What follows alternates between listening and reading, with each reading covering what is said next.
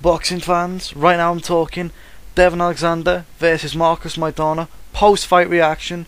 And well, I did pick Alexander to win if you look at my prediction video, but I didn't expect it by this amount. Now usually what I do is I go through the whole fight and do round by round how I thought it went, but you know, like I said, it was a whitewash. I gave every round to Alexander, and it would be very repetitive and boring of me to go through the whole thing, so I won't. I'll just quickly sum up, right? And you know, people are always going to be shocked at with this result. Look, people are looking at it, and I've read a load of comments on my prediction, and you know, on other people's post-fight comments, and people saying, how did this happen? What is with this? And you know, what I've got to say is I know exactly why. And you see, people picked with their heart instead of with their head. Obviously I understand that all people, well, a lot of people stupidly hate on Alexander just because he didn't have any heart in his last fight, and that's stupid. You know, a lot of people quit in fights. It happens. Some people just don't want to be there some days, you know. And I understand why people like Maidana, because he is exciting, except he wasn't in this fight. But the fact still stands, Maidana is nothing more than a B-level fighter. He has a world championship that was given to him. He never won it. He was just given to him. They went, oh, Maidana, have this, right? We're moving, that guy who beat it, we're moving him up a level, so you can just have this one, right? That's what they said to him. And you know, he only seems to beat guys who stand in front of him, and then he knocks them out eventually.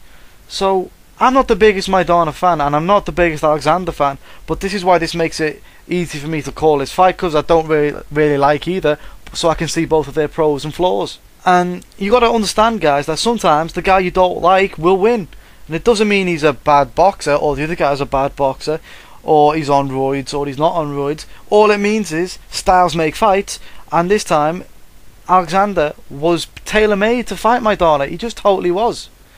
And you know, going to talk about Maidana now. You know, he's hot and cold. Sometimes he's there and he's brilliant. Sometimes he's absolutely dog wank.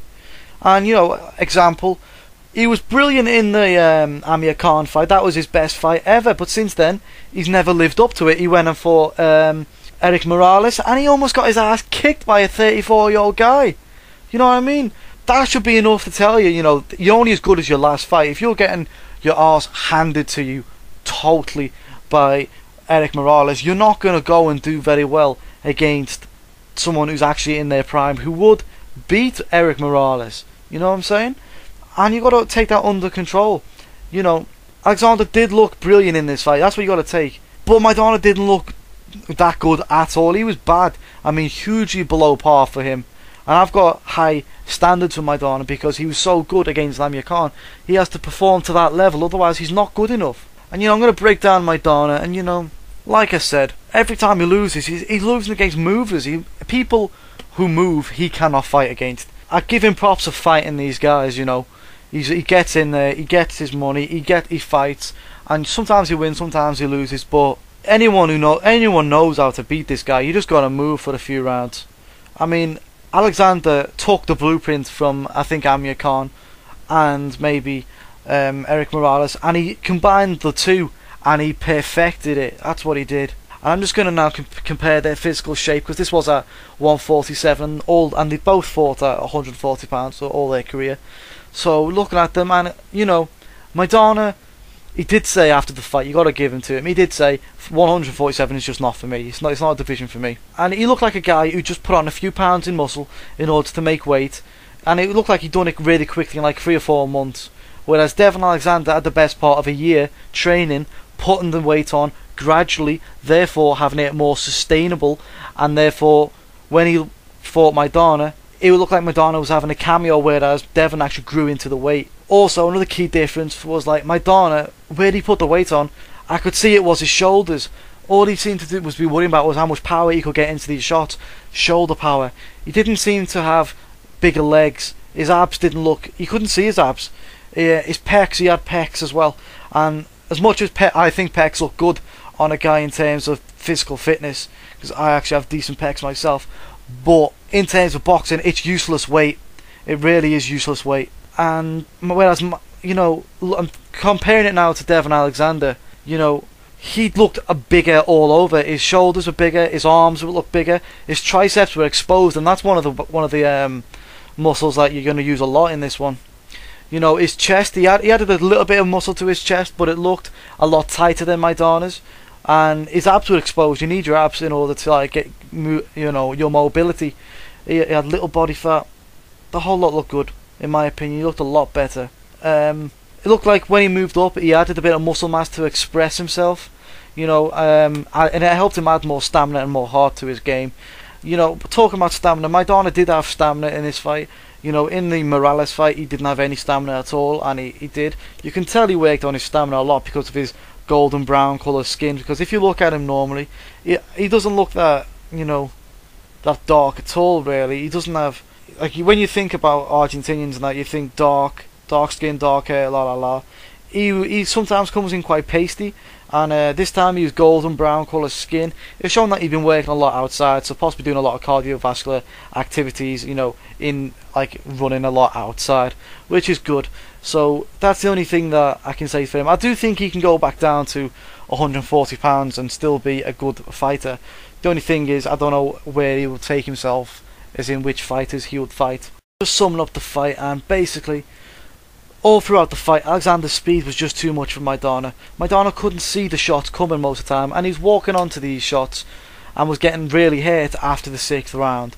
The second thing I noticed was the lateral movement by Alexander. It was brilliant, wasn't it? I mean, you could pick up a tape of that fight and show it to the kids who want to take up boxing, because by the time Maidana had winded up those big haymaker shots, Alexander had landed and moved out the way, or worked himself into a safe position to go in for the clinch. Another thing was, everyone expected Maidana to be the bully. He came forward, but a lot of his aggression was not. It wasn't good. It was worth nothing. You know, the fact that Alexander was also able to bully Maidana at times just showed the difference between the 140 and 147 weight division. You know, sometimes when they were in the clinch, I remember Alexander landed 3 huge rabbit punches to the full-blooded blows these right to the back of Maidana's head, and it just feels like saying, you know, fuck you, asshole, I can fight dirty too. You're not the only one who's dirty. You can fight dirty like a horse vagina. And that's what it was, the whole fight, really. You know, I thought Maidana was also quite lucky to get out of that fight without a punch deduction. You know, he does hit on the break a lot. He did hit a few rabbit shots of his own, and I'm sure he came close to smacking Steve Smoker at least once. So I'm surprised he got away with that. But, you know, throughout the fight, the better shots were landed by Alexander. In fact, the more hurtful shots were also landed by Devon Alexander. And it's not often you can say that. That is like highlighting the difference between the two. Anyway, I gave Alexander almost every round, actually every single round in the fight. Some people gave Maidana round 3 based on 1 punch that he landed. But if you're doing that, you don't really know much about boxing, to be honest. You can't base a whole round based on 1 punch unless it's a knockdown, but it wasn't, so you know, I can't agree with that. Also, the controversy, we were expecting controversy. We didn't get any, basically. You know, all the judges scored the fight well, except for the British ref, British judge, who gave Maidana 1 round, and I don't understand that, because he was a whitewash in my opinion. I was talking about it with a few other people, and they all said it was a whitewash as well. So I just forgot about this. One of the funny things is Maidana was asking for Alexander to go steroid testing beforehand, and you know, thinking back, it wouldn't have been a bad idea back right now. You know, I mean, no, I don't think he was really on steroids, but I do have a point to point out. You know, I was checking the size of the back of his head, and you know, sometimes when you take steroids and stuff, basically the human growth hormone in your body makes your whole body grow, but also the cancers and the previous genetic flaws that the human DNA has phased out seem to rapidly grow really fast. That's why people get like weird shaped heads, a raised like eyebrow cleft, sometimes cheek and jaw bones that have increased dramatically. You know, they're not needed in our human DNA anymore, and that's why they grow when you add too many human growth hormones. But one of the things I was looking at Alexander's head was, it seemed to look like a egg shape, but on its back. So I was wondering, like, it was really bugging me why his head looked different. But it might have just been one of those things, you know. It could have been. I don't believe he's on steroids right now. I mean, he didn't knock anyone out. He was fighting a one-dimensional guy who doesn't have any defense in the best of times, and you know his biggest fight was a loss basically against Amir Khan. So I don't particularly think that you can say Alexander was on steroids based on that. Who'd I like to see, Alexander fight next? That's a good question. I'd like him to face Andre Berto or Victor Ortiz. Maybe fight. I want him to fight Paulie Malignaggi as well because I like Paulie, but I've got a feeling they're going to try and match him against the 140 lbs WBA weakest champion in Sinchenko. I've got a feeling they'll match him against him, but I'd like to see him face some of the better opposition. Maybe face an actual contender in the 147-pound division first.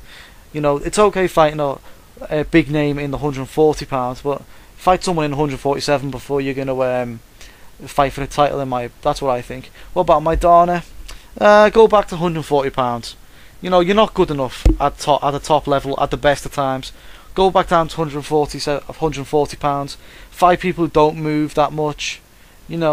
Big match I could think would be fight the winner of Humberto Soto versus Lucas Matisse. Both those guys aren't huge movers, so you've got a great chance of beating both, and you'll get yourself a lot of money in the process. Plus, you can still keep your WBA championship belt. Going to do the shout outs now.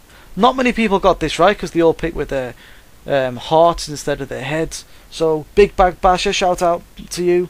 Shout out to RG Boy. Shout out to P Dog. Shout out to Marquinho 210. Shout out to Mr. Connolly. And shout out to Avio Tint.